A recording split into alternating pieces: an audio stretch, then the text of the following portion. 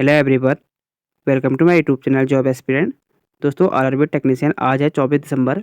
इस वीडियो में देखेंगे हम 24 दिसंबर के आज के पहले शिफ्ट के प्रश्न कि क्या पूछे गए थे जीके प्लस साइंस के। तो पहला प्रश्न है 24 दिसंबर का फर्स्ट शिफ्ट का, इनमें से कौन सी दाब की इकाई है?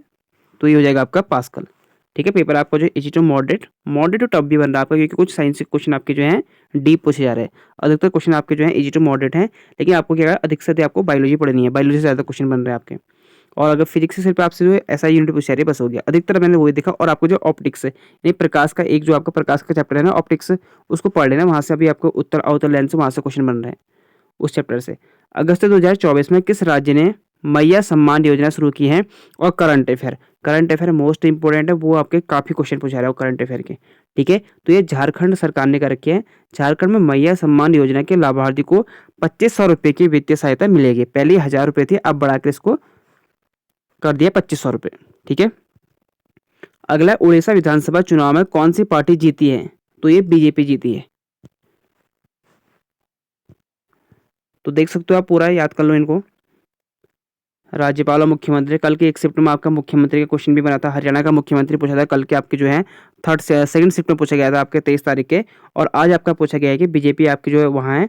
तो याद कर लो इनको, बाकी क्या होता है आपके एग्जाम आगे फिर बन जाए इनमें से कोई। अगला प्रश्न है, निम्न में से कौन सा जी का मान है?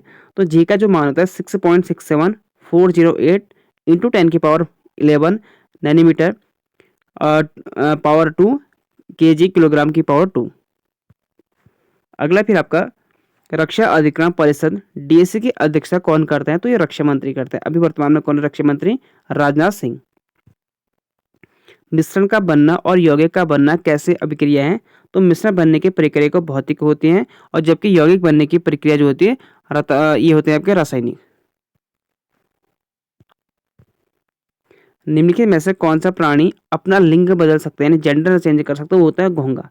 ठीक है, घोंघा अपना लिंग बदल सकते हैं, यानी जेंडर चेंज कर सकते हैं। घोंघा बाध्य द्विलिंगी हैं, इनमें नर और मादा प्रजनन अंग होते हैं। वह एक साथी के साथ ये आपके एक्स्ट्रा पॉइंट है। ठीक है, क्या पता आगे एग्जाम फिर बन जाए। वह एक साथी के साथ संभोग करते समय शुक्राणु और अंडे का उत्पादन करने में सक्षम होते हैं। घोंघे का नर प्रजनन अंग कभी भी घोंघे की मादा जननांग को निषेचित नहीं कर सकता है। जब दो घोंघे अलग हो जाते हैं तो प्रत्येक घोंघे के अंडे दूसरे घोंघे के शुक्राणु द्वारा निषेचित होते हैं। इंपॉर्टेंट है, इसलिए कह रहा हूं बायोलॉजी से क्वेश्चन ज़्यादा क्वेश्चन बनना है बायोलॉजी के। अगला क्वेश्चन पूछा गया कि कोशिका झिल्ली का कार्य क्या होता है? ये आपको बाय ऑप्शन द्वारा करने थे, जो आपका ऑप्शन में थे अगर आपका एग्जाम में था तो आज। तो इसका हम एक्स्ट्रा पॉइंट देख लेते हैं, आपके एग्जाम में फिर बन सकता है कुछ इनमें से क्वेश्चन। तो कोशिका झिल्ली को प्लाज्मा झिल्ली भी कहलाता है। यह फास्फोलिपिड्स की 2 परतों से बनी होती है। कोशिका झिल्ली में लिपिड, प्रोटीन और कार्बोहाइड्रेट होते हैं। इंपॉर्टेंट है, तो इनके दिन याद कर लेना। कोशिका झिल्ली के कई कार्य होते हैं, इनमें से देखना कि कौन कौन से कार्य आपके एग्जाम में पूछे गए थे। कोशिका झिल्ली कोशिकाओं की रक्षा करती है और उन्हें व्यवस्थित करती है। ये कोशिका के अंदरूनी हिस्से को उसके आसपास के हिस्से से अलग करती है। कोशिका झिल्ली को कोशिका और उसके पर्यावरण के बीच अंतक्रिया के लिए जिम्मेदार है। यह कोशिका के अंदर या बाहर जाने वाले चीजों के नियंत्रण करती हैं। कोशिका झिल्ली को कोशिका के अंदर प्रोटीन, कार्बोहाइड्रेट और न्यूक्लिक एसिड जैसे अणुओं को रखती है। यह आयरन, क्षार और एसिड जैसे विषैले पदार्थों को कोशिका के बाहर रखती है। कोशिका झिल्ली कोशिका के अंदर और बाहर अणु परिवहन को नियंत्रण भी करती है। कोशिका झिल्ली जो होती है कोशिका को सहारा देती है और उसके आकार को बनाए रखने में मदद करती है। ठीक है, ये आपकी कोशिका झिल्ली से संबंधित एक क्वेश्चन पूछा गया कि तारों का टिमटिमाना किसके कारण है? काफी बार रिपीट क्वेश्चन है, आपने 9th 10th में बहुत पढ़ा होगा, ये एग्जाम में हमेशा बनता है। तो आसान प्रश्न है, अपवर्तन यानी रिफ्रैक्शन। क्या? रिफ्रैक्शन। एक होता है रिफ्लेक्शन, एक होता है परावर्तन, उसे कहता है रिफ्लेक्शन, एक होता है रिफ्रैक्शन। ये है आपका अपवर्तन। तारे का टिमटिमाना अपवर्तन के कारण होता है। वायुमंडल में अपवर्तन के कारण जो है तारे टिमटिमाते हैं, जबकि तारे अपनी जगह पर रहते हैं, कोई टिमटिमाते नहीं है, वो कोई ऐसे झिलमिल झिलमिल नहीं करते हैं। ठीक है, ट्विंकलिंग नहीं करते, वो सिर्फ एक अपवर्तन के कारण होता है, रिफ्रैक्शन के कारण होता है।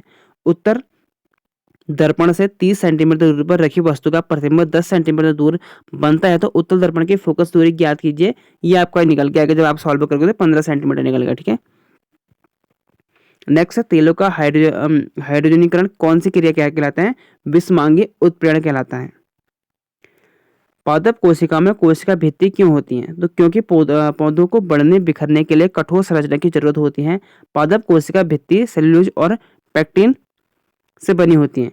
जानवर की कोशिका में कोशिका भित्ति नहीं होती है, क्योंकि उन्हें इसकी जरूरत नहीं होती है। जानवरों में कंकाल और उपस्थित होते हैं जो कोशिका को ताकत और संरचना देती हैं।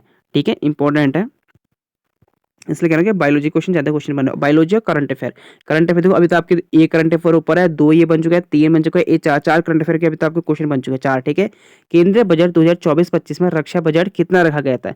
तो ये रखा था आपका टोटल 10 लाख, यानी 6,21,540.85 करोड़ रखा गया है।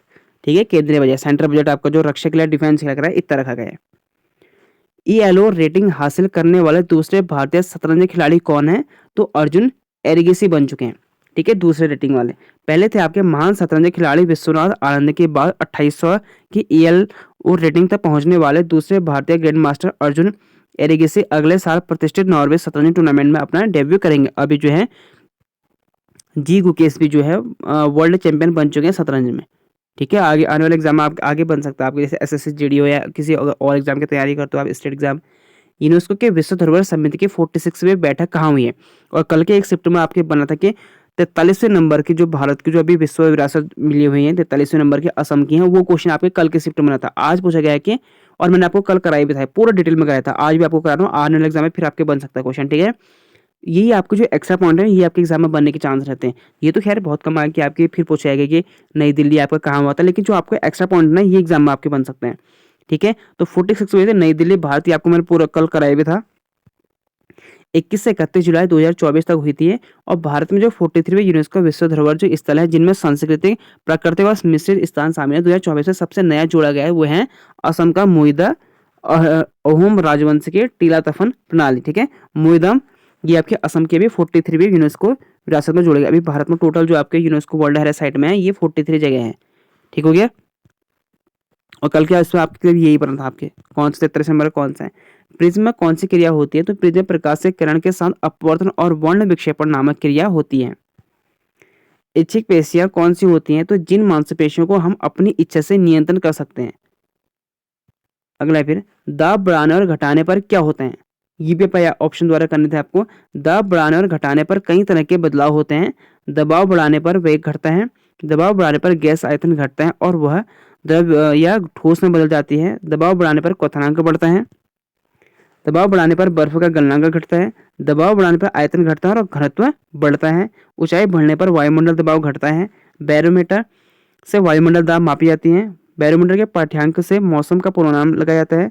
जैसे हम जो देखते हैं ना आज गूगल में वेदर, उसका बैरोमीटर के पाठ्यांक से पता लगता है। दाब और वेग के संबंध में बर्नौली के सिद्धांतों को कई तरह के द्रव प्रवाह पर लागू किया जा सकता है। ठीक है, इन सबको याद कर लें। बैरोमीटर हो गया है, एग्जाम में आगे बन सकता है आपके। फिर अगला है पायरुवेट में कितने कार्बन परमाणु होते हैं? तो 3 कार्बन परमाणु होते हैं। फिर निम्न कौन से अभिक्रिया संभव नहीं है? ये आपको बाय ऑप्शन द्वारा करना था ये भी। ठीक है, तो दोस्तों ये थे आज के आपके फर्स्ट शिफ्ट के। ठीक है, अभी आपके लिए मैं सेकंड शिफ्ट और थर्ड शिफ्ट के आपको हो सके एक ही वीडियो में आपको 2 के 2 करा दूंगा। ये आपका थर्ड शिफ्ट रहेगा, या तो आपको मैं फर्स्ट सेकंड थर्ड शिफ्ट एक ही वीडियो में और लेके आऊंगा। अभी उसमें आपको मैं पहला दूसरा तीसरा साथ में करा दूंगा। ये तो अभी दूसरा और तीसरा भी बचा है आपका, उसका भी बहुत जल्दी आपको अपलोड कर दूंगा। ठीक है, मिलते हैं आपको नेक्स्ट वीडियो में। Thank you for watching.